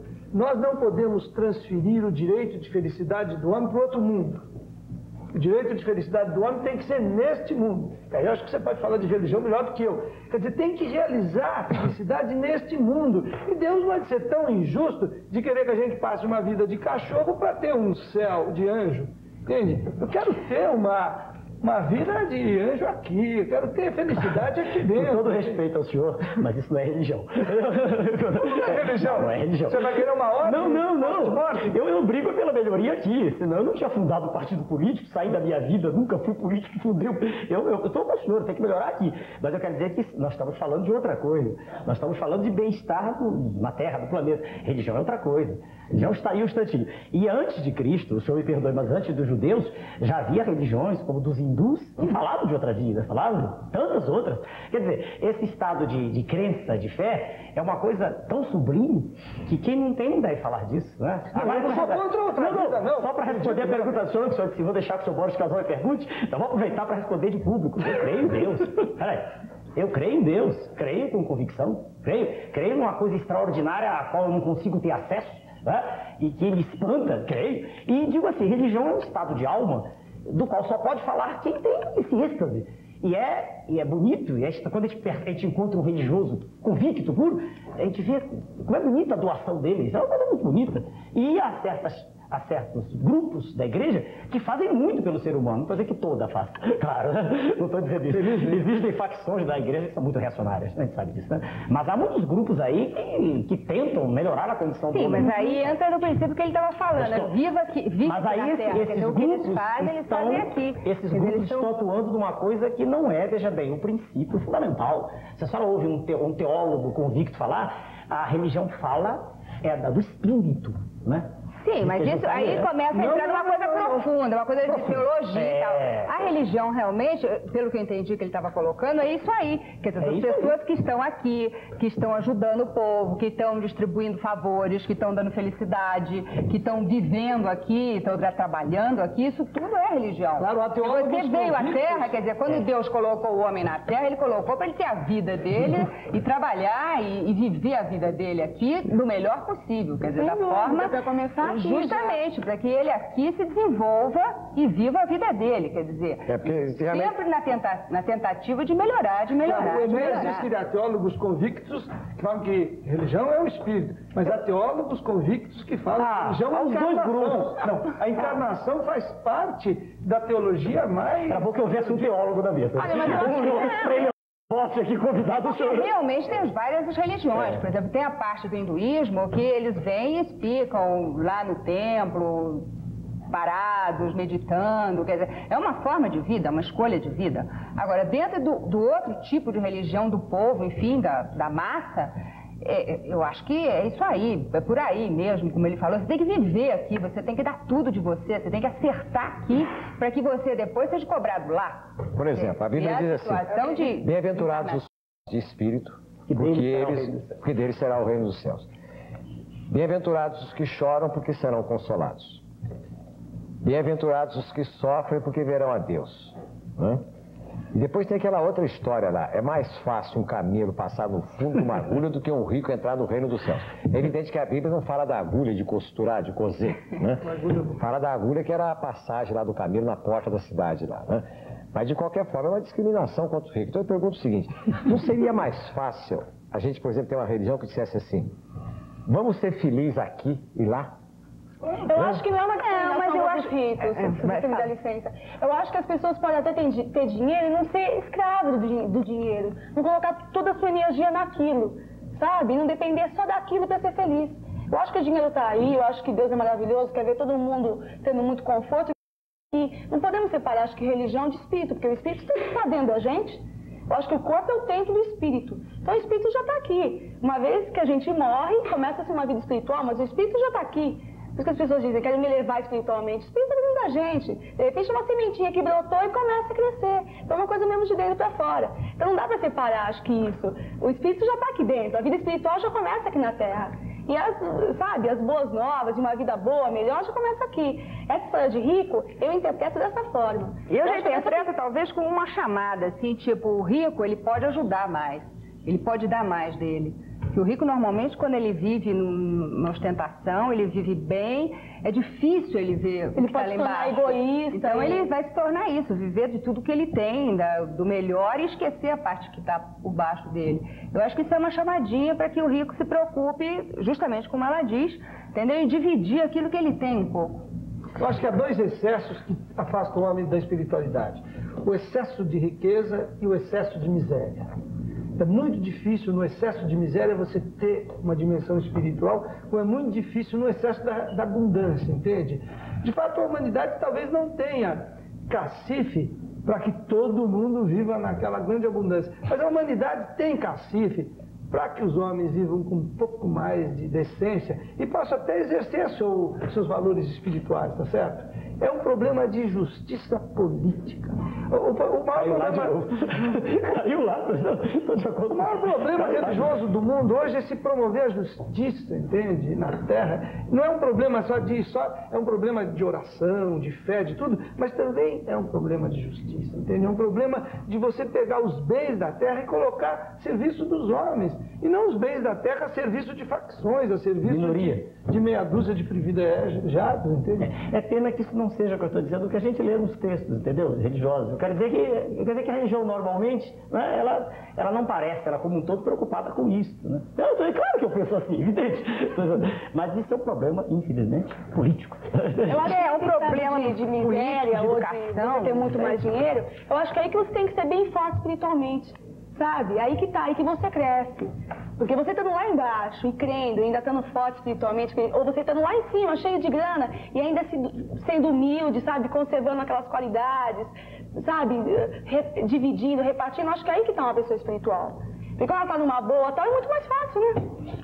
Eu acho aí a coisa individual muito difícil de se analisar. Cada homem tem o seu caminho para chegar a Deus, entende? No plano pessoal. Agora, nós aqui estamos falando um pouco da sociedade. Como é que a sociedade tem que provisionar as condições para que os homens se realizem. Sem dúvida que os valores externos, influenciam demais, mas eu acho que é aí que está, por isso, é uma coisa espiritual, uma coisa muito profunda. Aí que está a espiritualidade, quando você não tem o que comer, você está numa boa, que ele falou, né? Bem-aventurados que choram, porque o cara está chorando, é difícil. Claro, é muito mais fácil você estar com a barriguinha cheia, falar que eu estou numa boa, creio em Deus, divido, reparto, né? Por exemplo, eu digo assim para uma pessoa, olha, você será, na base do seu otimismo ou do seu pessimismo, estará a vida futura, a vida eterna, certo? Evidentemente, a vida eterna deve ser composta de 3 partes, segundo a religião católica: o céu, o inferno e o purgatório. Agora, a base dessa coisa toda aqui é o capeta, o diabo. Não é? O diabo é a base da coisa, não é? Se você não fizer isso direitinho, você vai para o inferno, vai ser punido na vida eterna. Então, o rico aqui na Terra, que não distribui, que não faz a coisa direito, não vai passar no fundo da agulha lá. Ele vai para o inferno. O que sofreu vai para o céu. Agora, então nós temos 2 caminhos, o céu e o inferno. Para admitir os 2 caminhos, é preciso admitir a existência de 2 pessoas, 2 entidades que comandam esse espetáculo. O céu é com Deus, o inferno é com o diabo. O Papa disse no final do ano passado, Sua Santidade, que o diabo existe. É uma frase curta, não vou dizer grossa, que eu não quero ser indelicado com Sua Santidade, mas diz assim: o diabo existe, ponto. Marta Orosino, minha musa. O povo acredita no diabo aí? Não. Nossa, será que era ele se manifestando? Tomara que não, né? Vamos saber se o pessoal acredita. Você acredita em diabo? Eu acho que não. Esse negócio de diabo eu não acredito, não. Acho que tem alguns diabos na Terra aí. Sei lá. Então, falando de religião, eu acho que eu queria dizer assim, por exemplo, a religião que tira o salário todo do trabalhador, o cara vira a carteira lá em cima da mesa, isso aí eu acho que pode ser representando o diabo. Na minha concepção de ver as coisas, não sei. Vamos voltar então pro estúdio.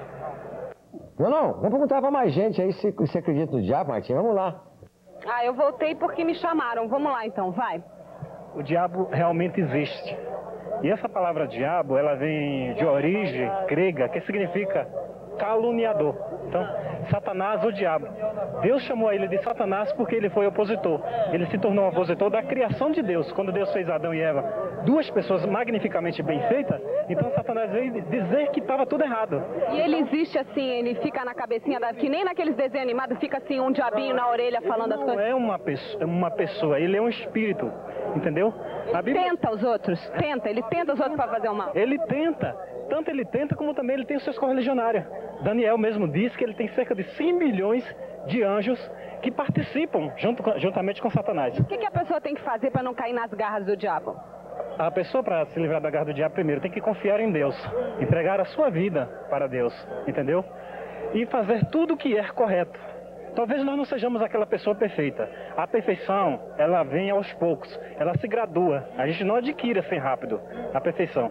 Mas à medida que a gente for confiando em Deus, adquirindo confiança com as pessoas, amando o seu próximo, fazendo aquilo bom, que é de real. Ser otimista? É certo, ser otimista, entendeu? Apesar que a religião hoje, ela não está dando muito otimismo, entendeu? Porque ela também está envolvida com a coisa diabo, entendeu? É. Mas se nós confiarmos... O diabo está na política, é isso? Na política, na religião, na sociedade, enfim, ele se envolve com tudo e com todos. Vamos voltar agora então, Ney.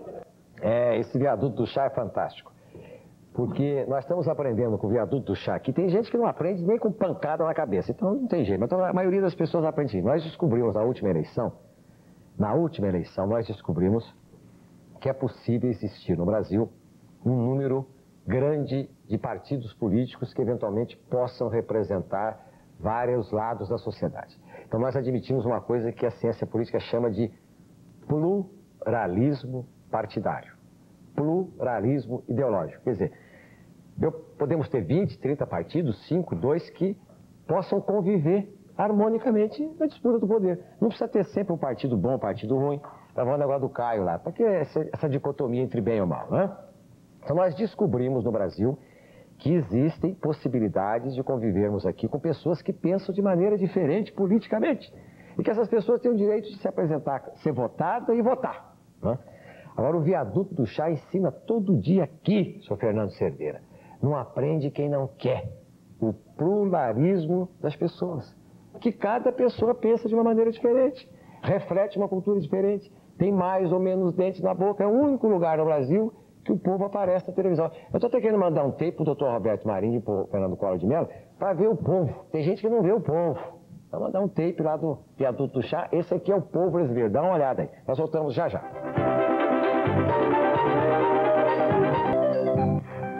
Olha aqui, essa história de que os jovens de hoje são o país de amanhã já não está agradando boa parte deles.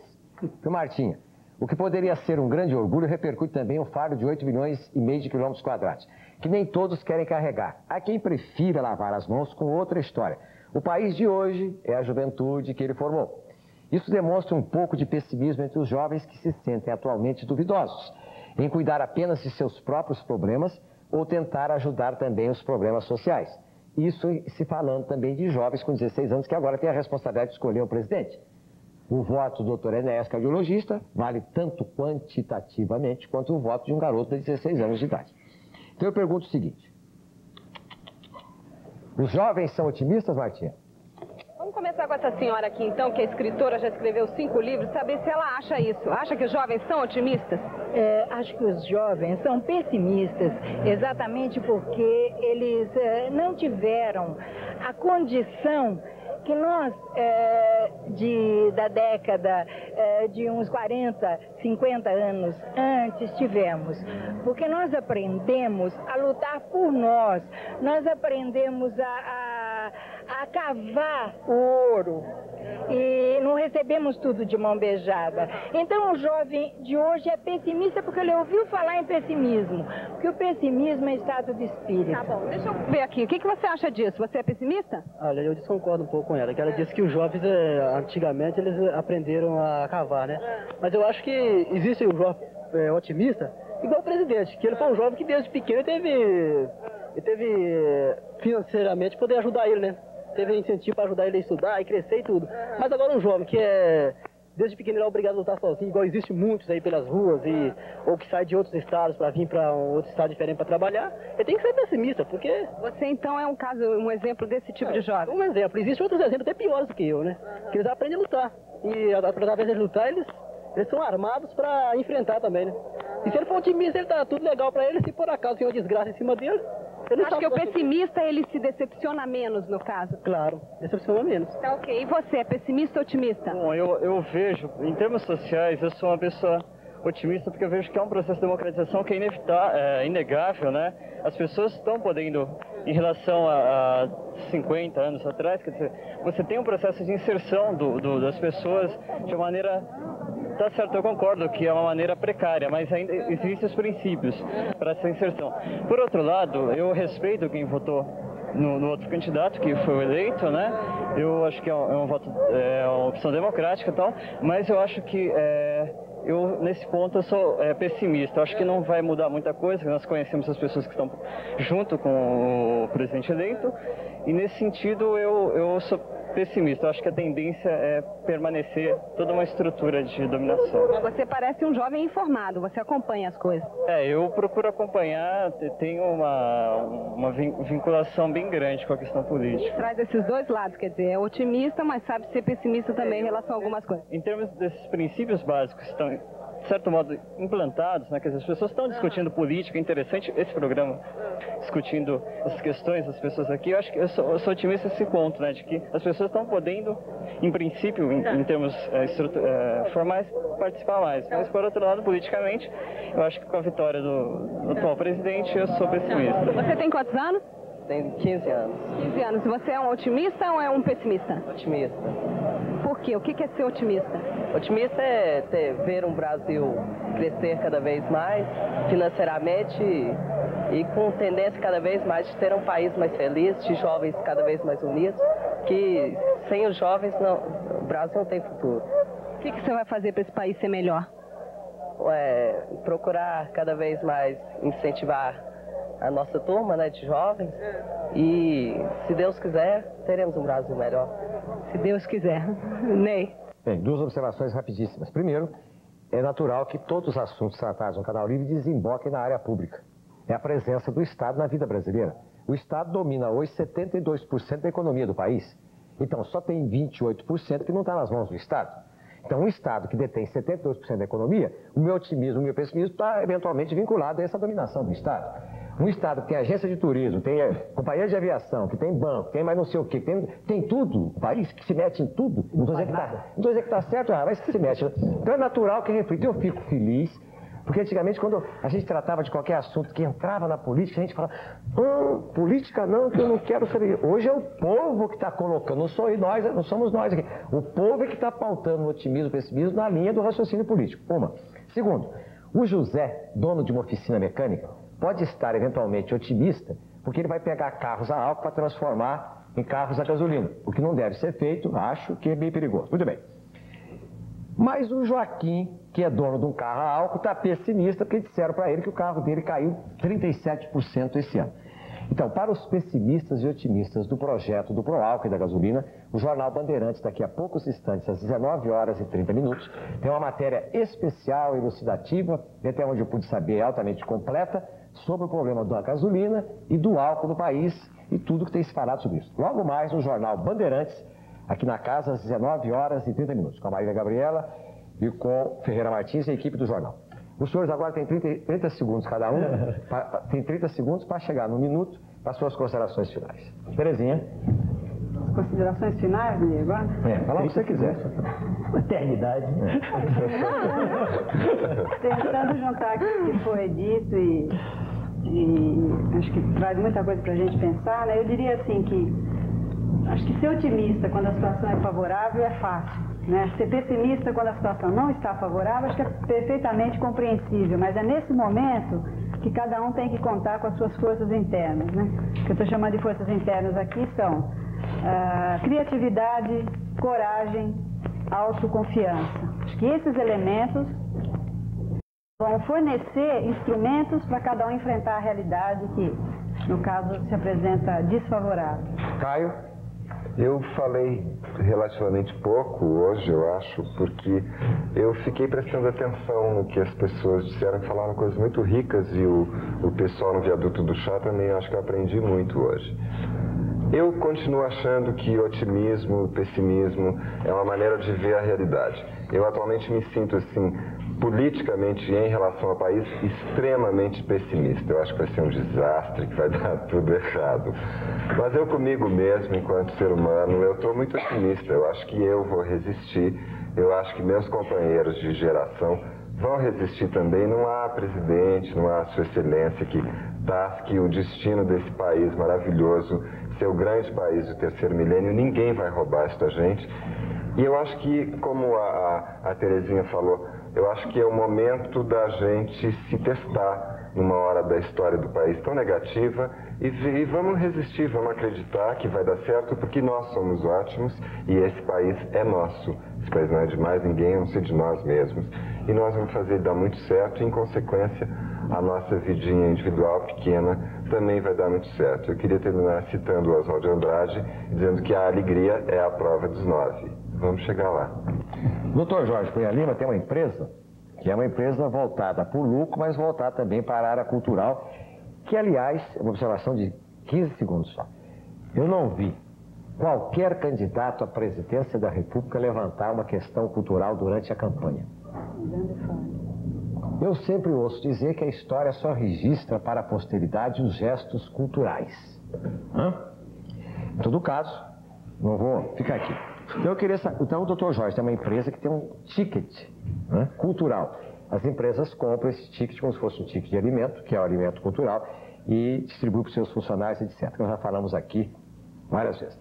Dr. Jorge, sobre o otimismo e pessimismo. Quando você tocou na questão cultural, eu que comecei o programa tão otimista e tão... Falei, será que eu vou terminar pessimista? E aí, eu acho que, de fato, há uma desatenção para o problema cultural. Quer dizer, os valores do nosso povo que se expressam através da arte, de tudo isso, são esquecidos pelos políticos. E nós ficamos num país meio de surdo e mudos exatamente porque esses valores são colocados como assunto de segunda categoria. E a cultura não pode ser um assunto de segunda categoria dentro de um país. Apesar disso, eu continuo otimista, porque quando toda vez que eu vejo esse programa, eu gosto de olhar o viaduto, ver o que a Martinha fala. E lá a gente vê que o povo tem um bom senso com relação ao otimismo muito grande. Otimismo quer dizer a potencialização dos seus valores para ganhar a sociedade que ele deseja, entende, o povo? E eu sou otimista porque o povo sabe buscar um dia a sociedade que ele merece. Lília? Eu tenho que falar que eu confio nos jovens, por exemplo, nós todos. Eu acho que o otimismo é uma coisa que vai para frente, qualquer coisa vai para frente com otimismo. Fiquei muito contente nas eleições, com a turma toda vibrando, com otimismo. Isso é otimismo, quer dizer, todo mundo na rua, cada um com o seu partido, cada um lutando por aquilo que queria. E eu não acredito, meu problema não é governo, meu problema é povo, eu acredito no povo. E se o povo está unido, se o povo realmente é otimista, esse Brasil vai para frente. A dona Lilian, quando eu cheguei aqui no estúdio, ela falou assim, estou meio nervosa, porque é a primeira vez, não sei o quê, blá, blá. Como a senhora viu, não doeu. Não. Não. Segundo, já pode fazer novela na Globo, na TVS, na Bandeirantes, porque tá soltinho. Doutora Enéas. Olhando para o relógio, eu primeiro queria aproveitar para agradecer uma cerimônia da qual eu participei ontem no Colégio do Rio de Janeiro, Colégio Sousa Marques, onde uma série de garotos novos, eu posso chamá-los assim, que são adolescentes, 16, 18 anos, me deram um prêmio. E eu, ao agradecer, eu disse que o que mais me impressionou na ocasião, e eu repito aqui para os que não conhecem o trabalho daquela professora, dona Estela Souza Marques, foi ordem. Voltei à tecla. Eu fiquei impressionado com uma escola que eu gostaria de construir. Eu vi alunos tocando instrumento, eu vi um coral, eu vi a professora levantar a mão e dizer todos de pé, todos ficaram de pé. Eu fiquei estupefato. Meu Deus, isso ainda existe. Quer dizer, uma escola funcionando em moldes tradicionais, uma escola onde os meninos falam corretamente a língua, onde há um esmero no manifestar. E isso, como isso é meu modelo de educação, que eu não acredito na guinada toda que foi dada, eu queria dizer que é possível, nesse oceano em que nós vivemos, né? É possível encontrar pequenas ilhotas de negação de entropia. E eu creio nesse esforço, que poderia, claro, ser mais rápido se começasse de cima a baixo do governo, mas pode ser um esforço de grupos isolados. Eu acredito nisso, piamente. Por isso, eu criei partido político, por isso eu estou me lançando no Brasil inteiro, não candidato, mas chamando pessoas para... E eu creio na força que existe em cada ser humano, em cada um de nós. Eu acredito no homem, eu sou otimista. Virgínia? Eu agradeço a participação, realmente foi ótimo estar aqui com vocês. E vocês estão aqui falando, eu estou realmente me lembrando de uma coisa que tem sido muito louca nesses últimos tempos, né? Queria mandar um beijão para minha avó, que acabou de fazer uma operação, amputação, e tem sido um exemplo de otimismo na minha vida. Sabe? Uma pessoa que está cheia de vida dentro dela. Então, acho que é por aí. De repente, é uma coisa que vem de dentro da gente, que a gente tem que buscar isso. Com otimismo, a gente vive, a gente sorri, a gente... As pessoas, acho que já são vitoriosas a partir que elas se posicionam nessa linha, né? Dessa forma. Eu acho que o pessimista é um perdedor, não está com nada, não vai chegar a lugar nenhum, não vai nem começar, porque ele já acha que não vai dar certo. Então, eu sou uma pessoa completamente otimista e eu acho que a gente tem mais do que ser mesmo, não tem por onde, né? O que restou é por aí, vamos puxar daí, né? Puxar do otimismo mesmo. Bem, o Canal Livre deste dia da semana tratou aqui de otimismo e de pessimismo. Nós tivemos a honra de contar aqui com o Dr. Jorge Cunha Lima, escritor, empresário, dono da agência de publicidade ADEX, ex-secretário da Cultura do governo Montoro e ex-presidente da Fundação Casperibe e empresário na área de ticket cultural. A Lília Melo Bomeni, que é empresária do ramo de turismo e hotelaria, tem a Cabana Búzios Empreendimentos Turísticos Limitada lá em Búzios. A doutora Terezinha Tomé Batista, que é psicóloga, o Caio Fernando de Abreu, escritor, Dr. Enéas Ferreira Carneiro, cardiologista, professor de eletrocardiografia no Rio e São Paulo e ex-candidato à presidência da República do país. A Virgínia Novick, modelo aí de sucesso das lojas Marisa da televisão brasileira. Daqui a poucos instantes, o noticiário local, noticiário de São Paulo, e a TV Bandeirantes hoje vai apresentar um assunto que está aí todos os jornais, todo dia, está tendo uma confusão danada. Tem gente aí, um assunto complicado, dizem que está faltando álcool, que vendeu açúcar em vez de fazer álcool, dizem que não, que a Petrobras é que está contra os carros a álcool. A grande verdade é que nós iniciamos no Brasil uma alternativa energética histórica. País pobre, terceiro-mundista, subdesenvolvido, conseguimos criar aqui um projeto chamado ProAlco. E o negócio deu certo aqui no Brasil. E tanto está dando certo que os norte-americanos agora vão adotar na sua utilização energética do combustível 80% de gasolina misturado com 20% de álcool. Porque os americanos verificaram que a poluição diminui com esta mistura que nós inventamos aqui no Brasil. Imagine, nós aqui inventamos essa mistura. Nós temos áreas enormes que podem ser plantadas ainda e estão passando por uma crise que para muita gente é uma crise de falta de vergonha. É um assunto altamente controverso. Já tem gente aí, eu sei até de um diretor da Petrobras que mandou modificar o seu carro de álcool para gasolina. Então a pessoa já fica mais assustada. Se o diretor da Petrobras manda o carro dele na oficina e fala, olha, não quero mais que seja a álcool, transforme o bicho na gasolina. Então quem tem carro a álcool fica desesperado. Não é verdade? Então é um assunto polêmico que envolve o governo, envolve até o monopólio da Petrobras, envolve subsídio, envolve venda de gasolina para o exterior a preço mais barato porque sobra. Agora, tudo isso a gente pretende dar um esclarecimento logo mais no Jornal Bandeirantes, às 19h30 aqui na casa, numa matéria especial. Tenham todos um bom fim de semana. Pelo amor de Deus, me assistam amanhã às 10h30 da noite, sábado. É dia 13, né? Entendeu? Quando eu estava na quinta-feira, eu ganhava da TVS e da Globo. Agora minha na sexta, então os homens me dão uma conta aqui. Muito obrigado, bom fim de semana e muito obrigado aos senhores.